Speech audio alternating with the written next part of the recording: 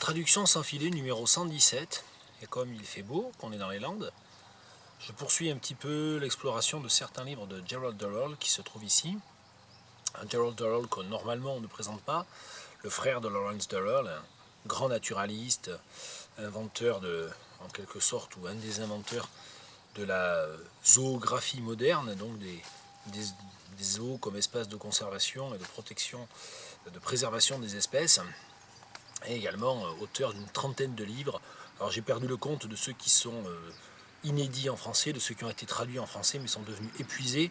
En tout cas ici, c'est The Overloaded Ark, qui je crois fait partie de ceux qui ont été traduits à un moment donné, mais sont devenus indisponibles. The Overloaded Ark, dont j'ai cet exemplaire d'une bibliothèque, la Paddington Technical College Library, qui s'en est débarrassée il y a quelques années et que j'ai fini par acheter d'occasion il n'y a pas très longtemps.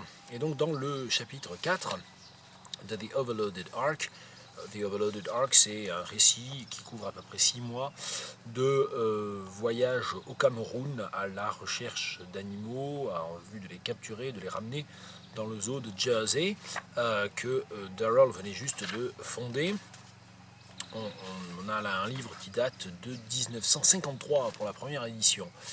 Donc ça doit même être en fait avant qu'il fonde Jersey. Je me souviens plus exactement dans la chronologie. Donc voilà le chapitre 4 qui s'appelle The Forest by Night et qui est comme toujours chez Durrell très bien écrit, dans une prose à la fois précise et souvent assez ironique, comme on va le voir. By the time we had bagged the chameleons, I was in such an elated mood that I would have hurled myself unhesitatingly into a single-handed battle with the leopard if one had happened along. Luckily, the great cats in the Cameroons are retiring in the extreme. What did make their appearance in the torch beams shortly afterwards was a diminutive pair of galagos, or bush babies. Now, there are 3 species of galago found in the Cameroons, and 2 of these are rare and have not, to the best of my knowledge, been represented in any zoological collection in England. Accurate identification as to species, when an animal is 20 feet above you and only lit by a torch beam, becomes impossible. So the rule was that any animal remotely resembling a galago was always pursued with determination and vigor. This we proceeded to do with this pair, who were dancing about on some lianas, occasionally looking down at us, so that their enormous eyes glowed like outsized rubies. It was definitely a 2-man job, so leaving Andrea to shine the torch on the prey, Elias and I went aloft in different parts of the tree and started to converge on the animals. They looked not unlike a pair of fluffy grey kittens, dancing about from creeper to creeper, with a fairy-like grace and lightness, their eyes glowing as they moved. Slowly, Elias and I drew nearer, and I maneuvered the butterfly net into position for capture. After catching 2 chameleons and a porcupine, I felt that this was going to be child's play. Just as I leant forward to swipe at them, 3 things happened with startling suddenness. My hand I placed on something long and thin and cold which wriggled vigorously, making me let go of the branch with rapidity, at the same time letting go of the net, which sailed downwards to the forest floor. The galagos took fright at this and leapt wildly out into space and disappeared.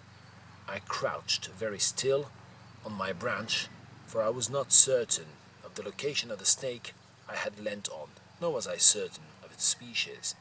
Et donc en essayant d'attraper les galagos, évidemment, il s'appuie malencontreusement de nuit sur un serpent dont il va devoir ensuite déterminer la dangerosité. Et c'est ainsi qu'il fait fuir les galagos. Alors j'ai lu un passage long que je ne vais pas traduire intégralement, sinon la vidéo durerait des heures, ça serait extrêmement pénible.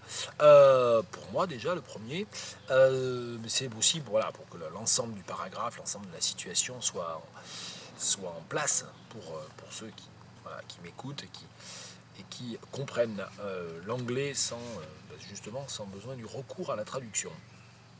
By the time we had bagged the chameleons, quand nous eûmes fini par mettre les caméléons sous cage, par empocher, alors littéralement empocher les caméléons, ça veut dire qu'ils capturent les caméléons en fait. Quand nous eûmes enfin capturé les caméléons, I was in such an elated mood, j'étais si enthousiaste, that I would have hurled myself unhesitatingly, que je me serais lancé sans hésiter into a single-handed battle with a leopard, dans un combat, comment on dirait single-handed, dans un combat à main nue avec un léopard, hein, dans un mano à mano peut-être avec un léopard, dans un combat, dans un face-à-face ou dans un combat à main nue avec un léopard, if one had happened along, si un léopard s'était présenté.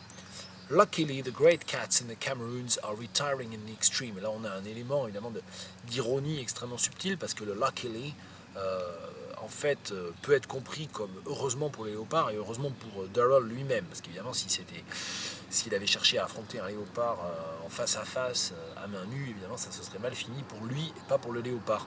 Donc, du coup, le luckily qui donne un peu l'idée du heureusement pour les léopards, il se tenait à carreau, évidemment, est à double sens.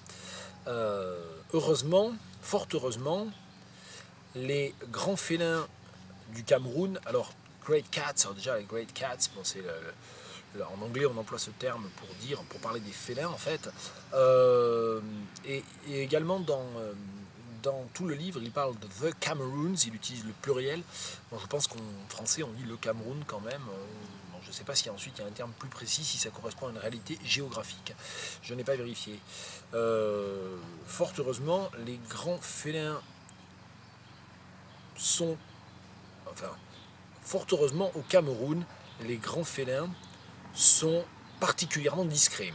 Are retiring in the extreme. Se font particulièrement discrets. What did make their appearance in the torch beams shortly afterwards, ce que nous vîmes apparaître à la lueur de nos torches ou dans le rayon de nos torches ou à la lueur de nos torches, ce que nous vîmes apparaître à la lueur de nos torches peu de temps après was a diminutive pair of galagos or bush babies. C'était alors un couple, hein, un petit couple peut-être, après tout petit couple, parce que diminutive pair, ça veut dire qu'ils sont petits de taille, mais si on dit petit couple, il y a le côté un peu anthropomorphique qui peut être intéressant ici aussi.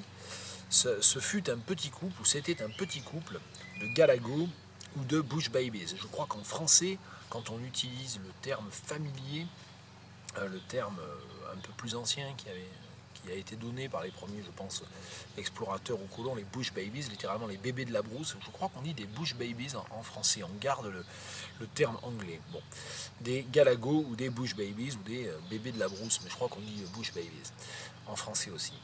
Now, there are 3 species of galago found in the Cameroons.